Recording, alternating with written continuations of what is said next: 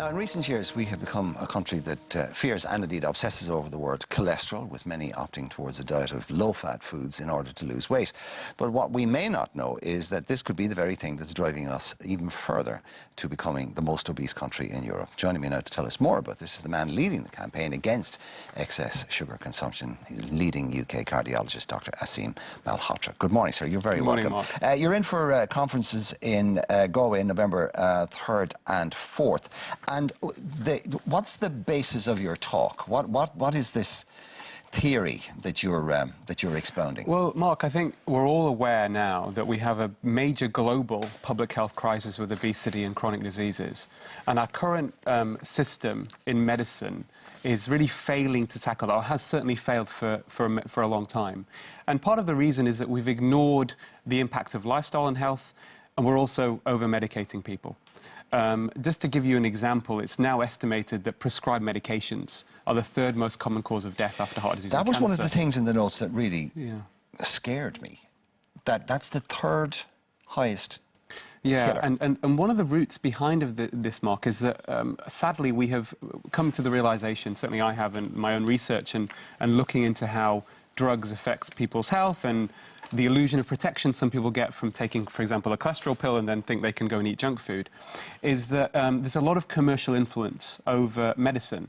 And one of the fathers of what we call evidence-based medicine, so when I see patients, I want to make clinical decisions based upon the best available information. And he said one thing, he said 50% of what you learn in medical school will turn out to be either dead wrong or outdated within 5 years of graduation. The trouble is you don't know which half, so you've got to learn on your own. And what I'm essentially saying is that when we look at the totality of the evidence, it's very clear that lifestyle changes, information in the science is out there, simple lifestyle changes, both in the prevention and treatment of heart disease and type 2 diabetes, are more powerful than any drug, and they come without side effects. So what we need now really is a shift, a complete cultural shift, where doctors and the public and patients are empowered to realize they can adopt certain lifestyle changes, and what my research has looked at is this, to help their health and better their health. Okay, let's talk about, you say this over-concentration on cholesterol is actually having is counterintuitive, it's actually having the opposite effect. Why? Yeah. I think the first thing, we actually have to change a public health message, really, and what I tell my patients is stop fearing cholesterol, instead make it your friend. I think what many people have forgotten, certainly within medicine as well, is that cholesterol is one of the most vital molecules in the body.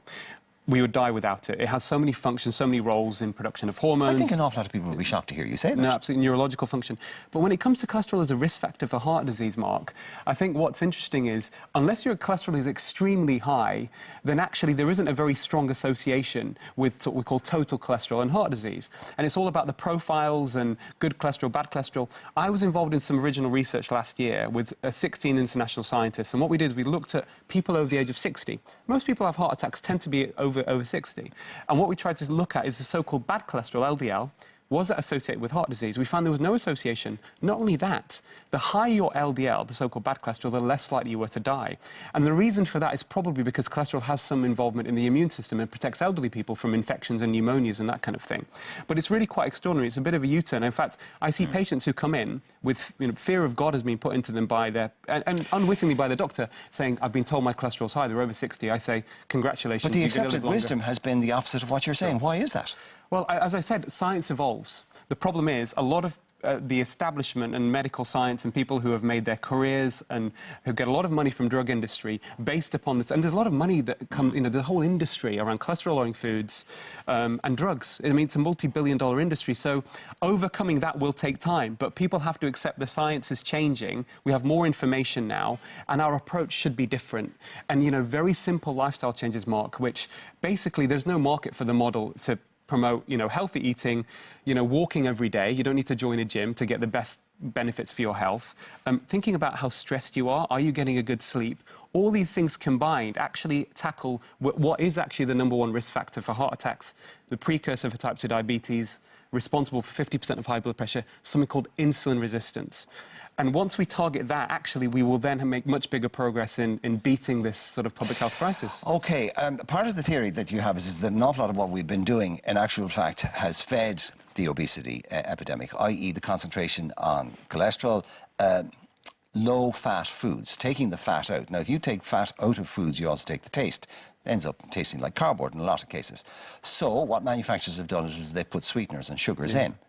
Now, I heard a lady who's on one of the major government advisory committee in the US. She's an advisor to President Obama on diet and nutrition and health. She thinks she's also a senior person in the World Health Organization. And she actually described sugar as possibly the most dangerous drug of the 21st century. Now, I don't know whether you subscribe to that or not. Yeah. Or...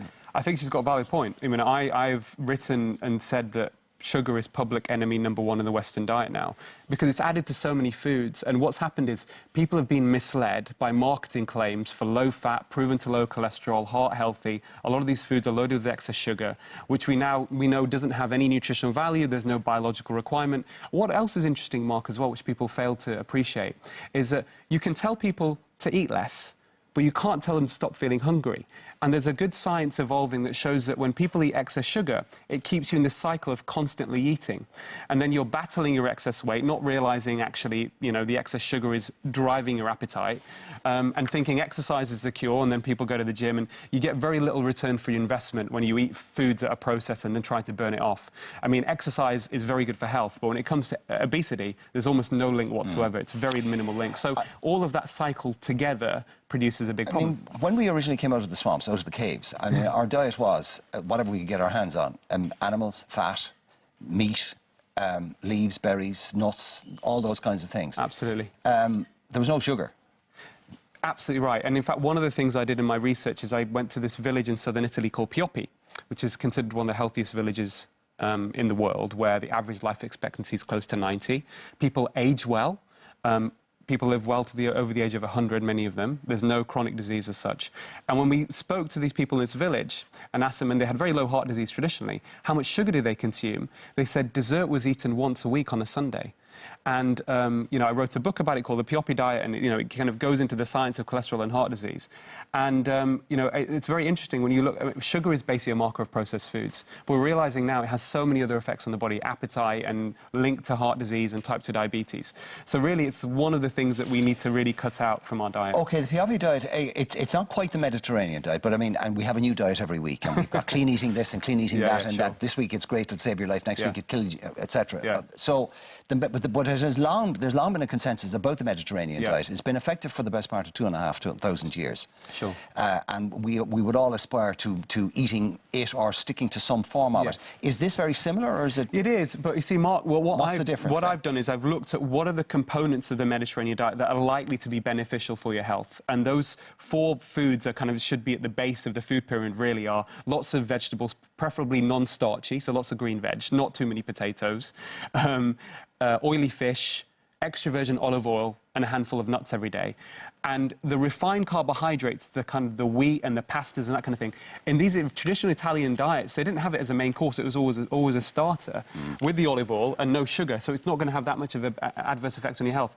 So the benefits come from those components, and then we tell people, listen, cut out the refined carbs and sugar. The type of wheat and flour you get now and the bread and the way that it's processed is very different to what people were eating 40 or 50 years ago, where people would make bread in the home and it would take, you know, more than a day to bake the bread. And the type of bread we have now is, even in America, almost all the bread's got added sugar in it. So we say avoid that completely and see that... leave it in the air for 24 hours and see what it turns out like. Exactly, and see it as a treat. It is very interesting. I can't tell you in the 18 years I've been doing this, how many lifestyle gurus have come along with diets. I'm so glad it's an eminent cardiologist that's coming along and saying this. Be more inclined to say, to pay attention to you. People can catch you in Galway on the 3rd and 4th. Is that open to the industry, or is it for specialists, or is it open to the general public? Doctors, members of the public. It's the first international lifestyle and functional medicine conference. 15 international speakers. It's going to be... we will post details of that up on our Facebook page. The Pioppi diet, Pioppi, in all good bookstores. Dr. Aseem Malhotra, pleasure to meet you. Thank you very much.